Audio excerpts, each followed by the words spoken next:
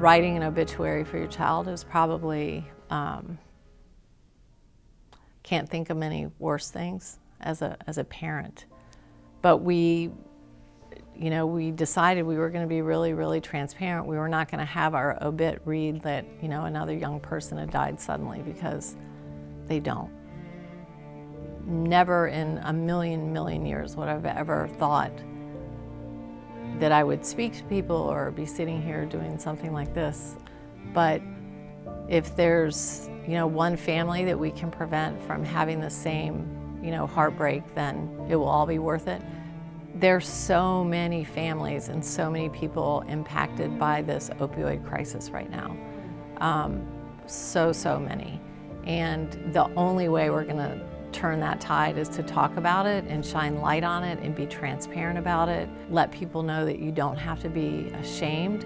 I wanted anyone to read that obituary to come away with, like, this was a kid who was really well loved. This was a kid whose family is still proud of him. Billy was a goofy, very feeling kid. I think he lived with his whole heart and he felt with his whole heart. He had the best smile and the most beautiful blue eyes, so he could infuriate me to no other, but he could crack me up also. So he loved to eat good food. Bacon and butter were two of his favorites. He loved to laugh. He loved all things sports, so he really knew a lot of random facts about different sports. He was just a fun, goofy, loving young man.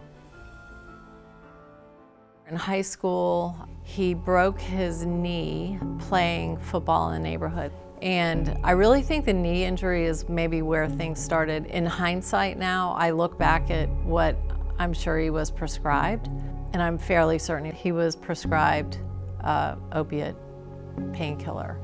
And that either is what triggered it, or somebody gave him a Percocet from when they had their wisdom teeth out. So we started just noticing, he wasn't as interested in soccer.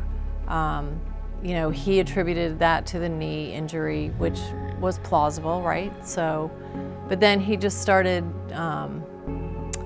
he was in his room a lot. His friend group seemed to change. He was a lot moodier, just off. But, and I would do all the things that you would do, like I would search his bedroom, and things kind of just progressed. I mean, we just didn't know, just because there were things that just were not on my radar. I thought it was alcohol and weed. And we had him tested because his grades started tanking. I mean, school was just a disaster. He hated going. So we had him tested, and he had been tested as a little guy, and he had ADHD, and he was your typical poster child for ADHD. But we had him retested, and during this testing, he admitted that he had an addiction to opioids. At the time, he was doing fentanyl patches. He had an ample supply of them. We still don't know how. I think it was somebody that maybe worked in a nursing home or something. But we kept finding little pieces of balled up plastic, almost looked like saran wrap, and scissors. This is 2009, 2010. I didn't know what fentanyl was. I literally had no idea. So we still didn't understand what we were dealing with. But he was really forthright with this counselor that he had a problem and he was trying to quit on his own. He was going to high school at the time, like in the throes of withdrawal. I mean, and we didn't know. And that really began the whole journey. We were going through, just such crap, drama, police showing up in the middle of the night. And that kind of was the journey. I mean, he would have some sustained sobriety and then he wouldn't. I wish we had known earlier and been educated earlier to understand what we were dealing with, because we didn't. When Billy was in high school and we realized he had a problem, we did not talk about it. My other kids knew, like, we don't talk about this, Why? I would have talked about it if he had cancer. I would have talked about it if he had diabetes. It's a chronic relapsing disease. So why did I feel so ashamed or, like a bad parent? I didn't want anyone thinking badly of Billy. Did not want anybody thinking badly of Billy. So there are a lot of things at play that will get you into that, like, let's just keep it to our family. This is going to be our little secret.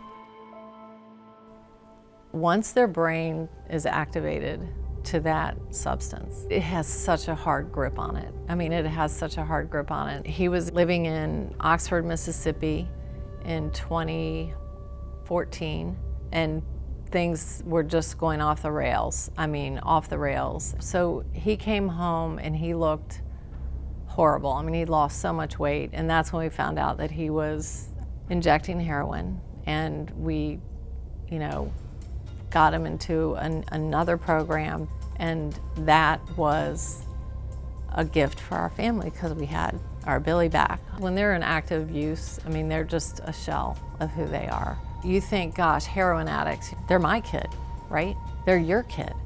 They're your neighbor's kid. It doesn't care if you're black or white or Hispanic or rich or poor or English speaking or non-English speaking or went to college or went to trade school or didn't finish high school. It does not care. It can happen with just one instance of use.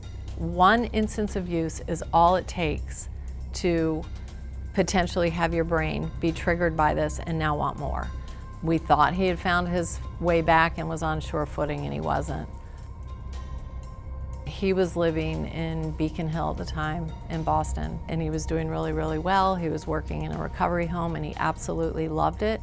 And things started going south with the actual owners of the recovery home. It changed ownership, and then there was rumors that they were gonna get evicted. And through all that, I think, Billy was so focused on the house and the guys that his recovery was not his primary focus, and he relapsed. We got him back into treatment, probably not for long enough, and then he had come home for the weekend to Richmond, and he was engaged. I mean, he went to a car show with his dad, and I remember we did grilled pizzas, which he loved, and I took him to the airport on a Tuesday morning, and I said, he was taking 2 classes at BU. I said, get a haircut, blah, blah, blah. And I tried to get him, when I got home, he said he had landed and he was walking around, and I tried to call him that night. I didn't get him. And then, and I thought he was in class. And then I texted him again that night, didn't hear back. Texted him the next morning, didn't hear back. So then I started like, okay, this is not right. That was a Wednesday, and I think when you love somebody who struggles with substance use disorder, that anticipatory grief is something that's always in the back of your head, because you're kind of always waiting for that, worst call.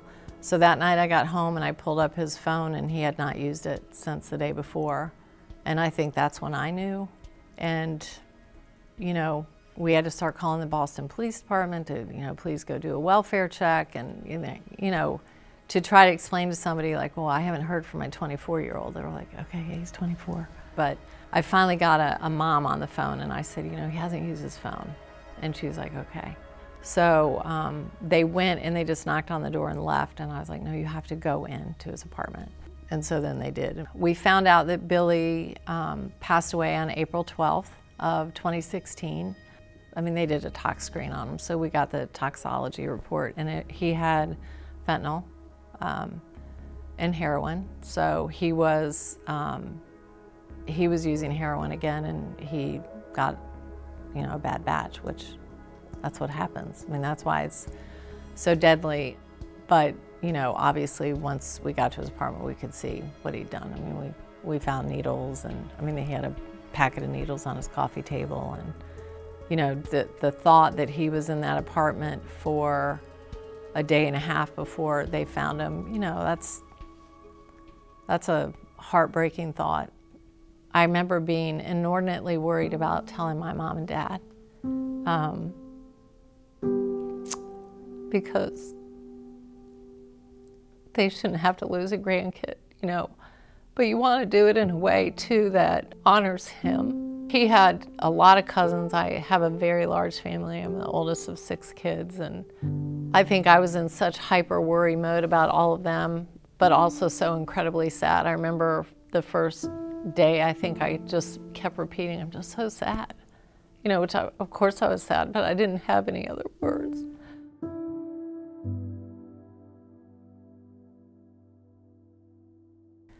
Billy is touching people, and that obituary did touch people, and we're going to keep talking about this because it does matter, and he mattered. I mean, his life mattered, even though it was cut way, way too short.